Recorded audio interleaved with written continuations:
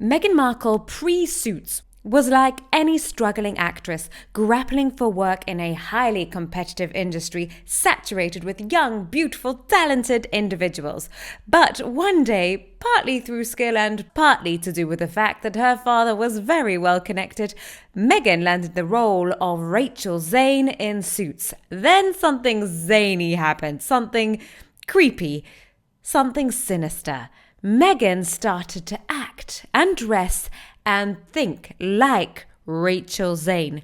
She was slowly turning into the fictional character, and this might explain a lot of her odd behavior over the last few years. Let's get to the crunch.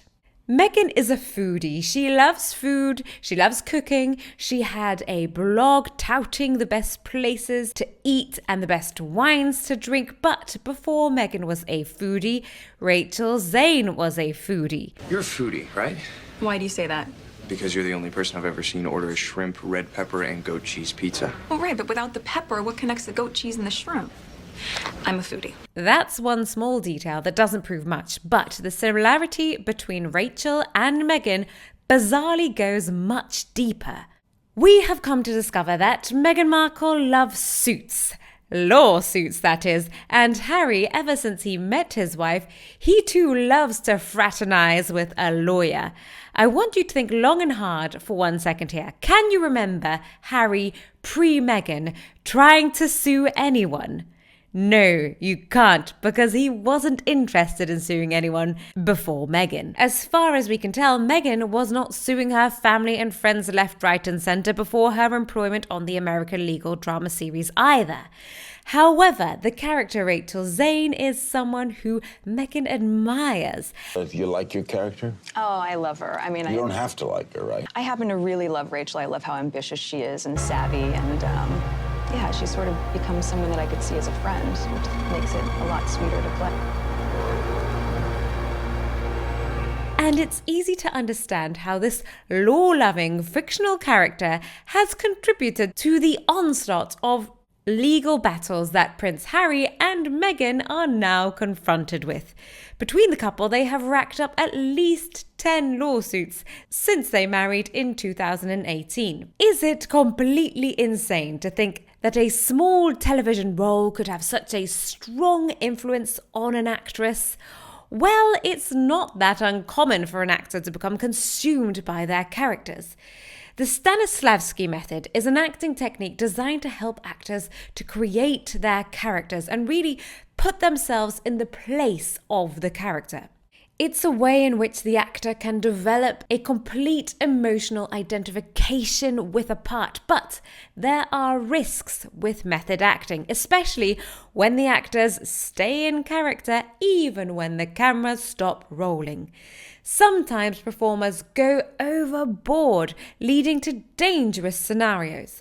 Benedict Cumberbatch got nicotine poisoning after chain smoking for his character in The Power of the Dog, whilst also refusing to bathe for weeks at a time. Leonardo DiCaprio once slept in an animal carcass to understand the mind of his character in The Revenant. And one of the most notorious and tragic examples of method acting going too far was when Heath Ledger played the Joker in The Dark Knight. He was fully consumed by the role of the anarchist mastermind.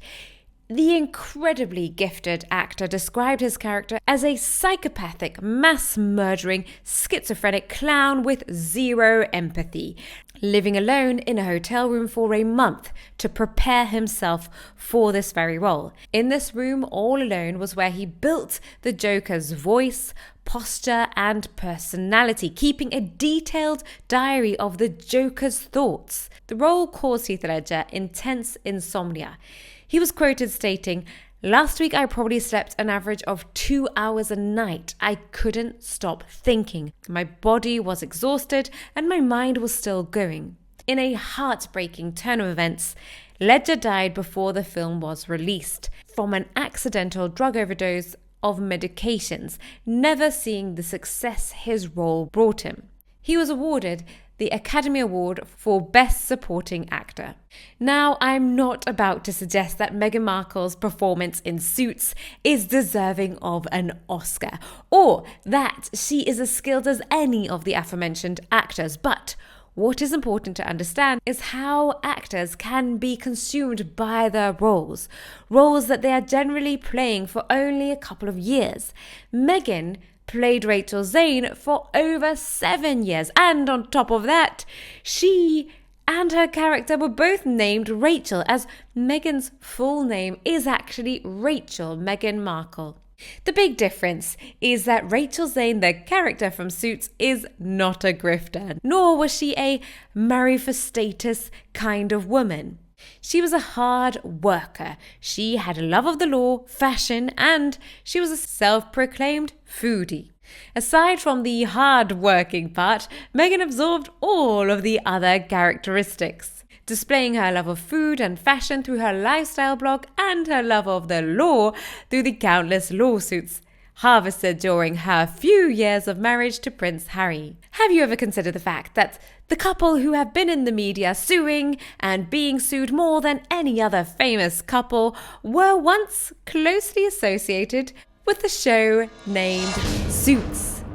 It's not a coincidence. One person said she utterly destroyed him and his life, all because she wanted Hollywood fame and just couldn't accept she didn't have the necessary talent. Why do I feel like there is a lot more destroying to happen? I feel like we have witnessed so far the tip of the iceberg, the tip of what this woman is capable of. She has managed to take a prince who was extremely popular and turn him into one of the least popular people on the planet, and we have just seen the beginning. Someone who is that powerful in manipulation has a lot more to offer, I promise you, and I'm sure we'll be seeing more of that very soon. Someone else said her biggest acting role was on the Oprah show. That's absolutely certain, especially since a lot of the lies have been now debunked. But also we can see in her behavior and her body language that she's just not coming across as genuine. It's very performed rather than someone just genuinely talking to Oprah Winfrey.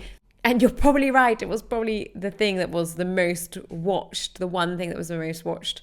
And it could very well be the most popular thing she's ever been in. Someone else said, King Charles and the Parliament need to take legal action with these evil doers who will not stop. Protect the crown, the monarchy, the people of Great Britain, and finally your family. It's so highly unlikely that's just not how the royal family generally deal with things. And on top of that, they've got a lot going on at the moment. But, you know, it would be nice to see some justice at some point. I feel like these two are getting away with so much. I suppose they are being judged by the people's court, the people's opinion, in the sense of the fact that their popularity has plummeted. Maybe for us Brits and for the royal family, that is enough to witness. It's enough to witness their rapid popularity demise in the people's opinion. Hit like if you too wish that Meghan had become hardworking like Rachel Zane instead of all the other things. And you can even subscribe to help the Crown family blossom. Remember to tap the notification bell so you don't miss another episode, and I'll see you down in the comments.